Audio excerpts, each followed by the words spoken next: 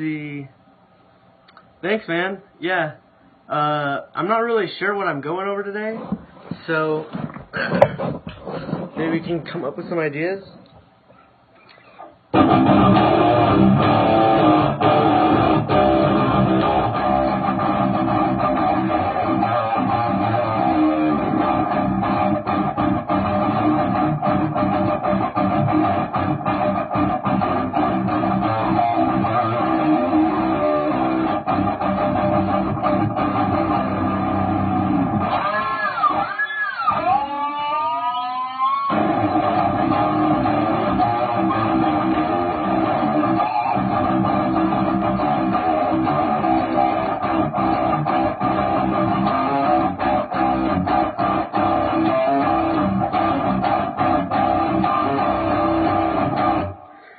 Okay, so we got multi-finger tapping, arpeggio sequencing.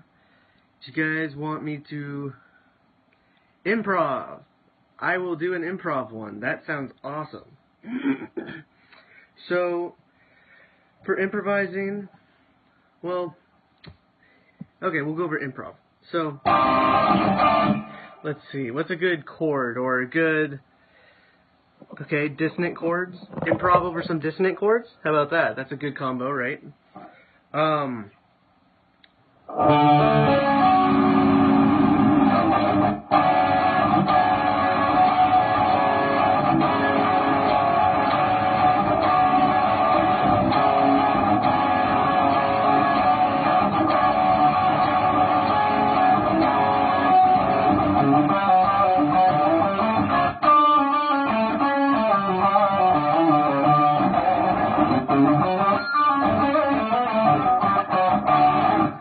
So that's a major 7.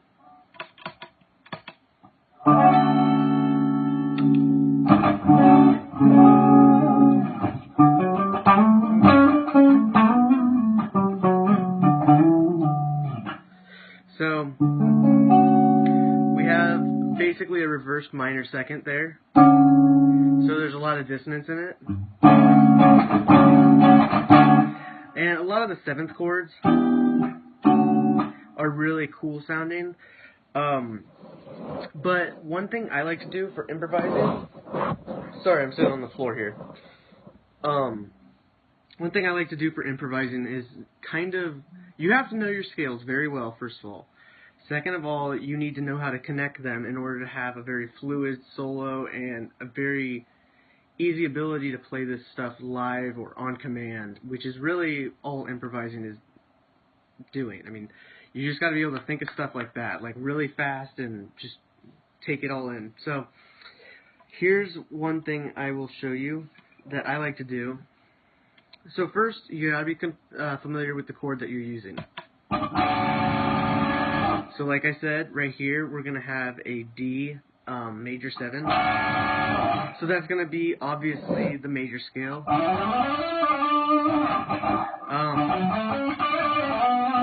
You should know your scale for that one as well as the arpeggio and all of the diatonic things that go along with it.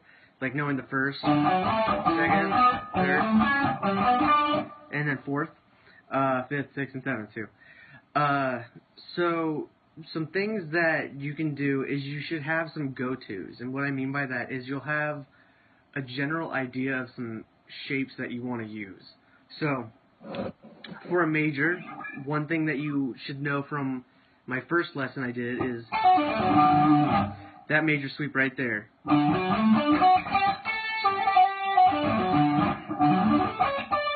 And then that's another one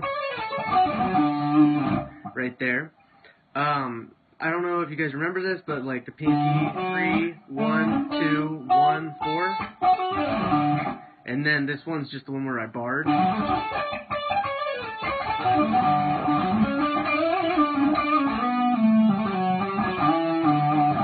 So those ones, you can add the 7th just like that.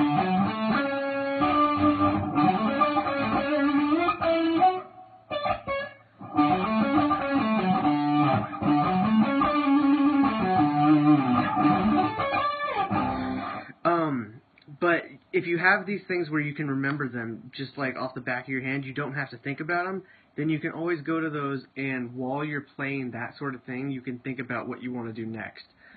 I always try to hear it in my head. This is going to be pretty hard to actually do in just one lesson, so I'll probably have to do a few of these. But anyway, hey, what's up, Ryan? James? How you guys doing? Yeah, Chris. Okay, so finger placements for this. For the sweeps I was just doing, once again, I don't know if you're just tuning in, but we're doing a major 7 chord on the 7th fret. I'm in drop C, so it's going to be a D, major 7.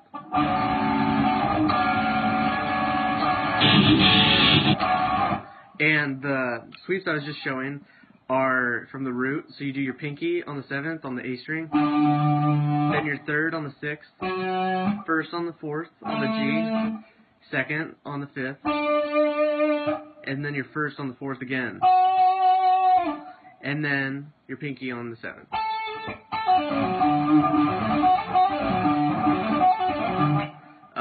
And the root obviously is the first one you're playing, so for that,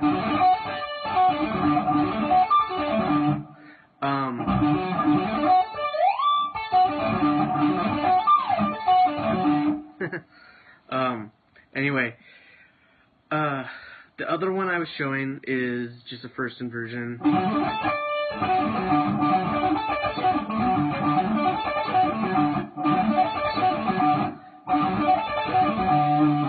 So for that one, you're going to do your 1st on the 7th, your 4th on the 11th.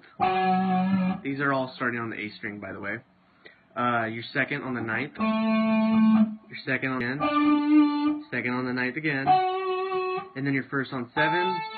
And if you want to add it to be, if you want this to become a 7th chord where it has that dissonance, and since we're playing over a major 7th, it would be cool to do it, then you do your pinky on 11, and then go up to the next, 12.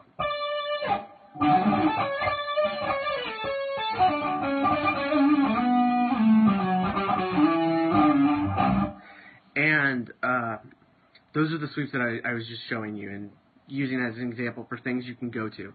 Having go-tos is pretty much key on improv, at least for starting off. You want to be able to give yourself time to breathe and think about what you're wanting to play next. Sure, you should be able to hear this in your head, but for when you don't know what to play next, this is the perfect thing to do. Just have sweeps that you can, flow between. Like that kind of a thing. And another really good exercise for doing this is, do you want them to be more dissonant than this, Elijah? I mean, that's pretty good, right?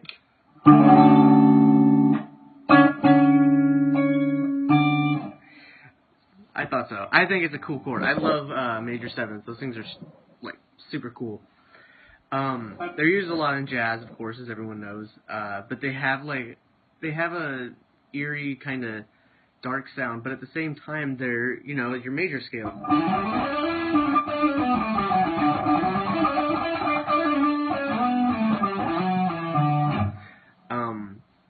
But what I was going to say next, another great exercise that you can do for improving your improv skills is singing what you're trying to play.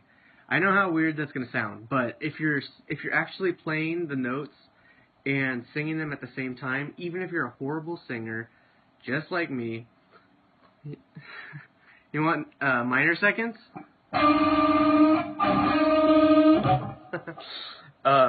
If you like doing improv and stuff, and you're a horrible singer like myself, then just try and just close the door and do that in order to get through your head that you can hear it in your head before playing it.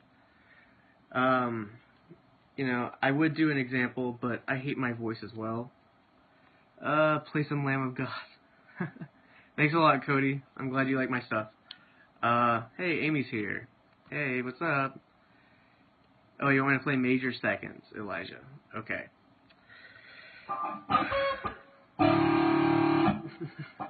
There you go. Anyway, what I was saying, though, is if you're trying to get that sound and, wow, there's so many things. tips for finger dexterity. Minor 13th. Dude, okay, okay, I'm trying to just go over improv. You guys are getting me all distracted here. Okay. So, singing what you're trying to play. You gotta have a relatively good ear, but really, if your voice is bad, like I said, it doesn't really matter. So, I suck at singing, but I'm gonna try and give this a shot. I haven't done it in a while, but...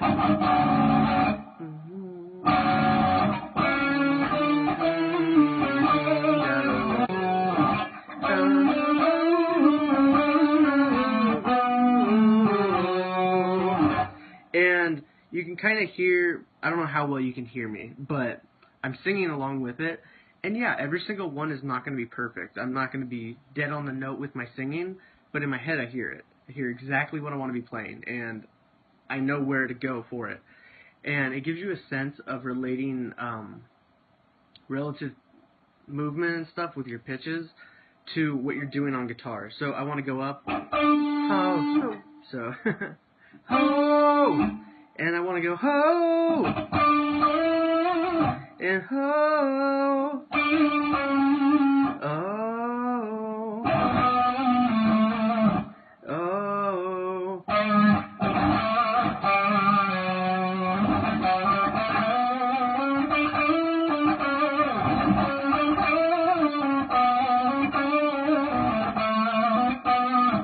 and see, I mean, I get them wrong too. It's just like, I'm not a good singer. It's hard to do it, and everyone that hates, pretty much everyone here probably hates their own singing. So just try it a few times. I guarantee you it will help. You just got to keep doing it, and, you know, voice of an angel, yeah, right? Fuck you. But just do it. I mean, just try it, and who cares? Do it when your folks aren't home. Do it when your friends aren't home. Your roommates are gone. Or, I mean, go out in the middle of a park and do it if you really want to be ballsy and just be like, who cares? I mean, it doesn't matter. And you're going to get to a point where you're doing it and it sounds good, and you actually do end up improving your voice too, believe it or not. I got into doing this sort of thing while listening to a lot of David Gilmour back in my earlier days and stuff, and I learned every single one of his solos, and almost every single one of them I sang while I was playing them, and I think it's a really good exercise to do. I do that a lot, actually. It really does help. I hate my singing, but it helps. Yeah, Anthony, I totally agree. I'm the same exact way, man. I do the same thing where I hear the notes in my head, and I have to pick them out individually, and it helps to guide the direction, the riff, or the song. Same with percussion. Mike is dead on again. Same exact thing, man.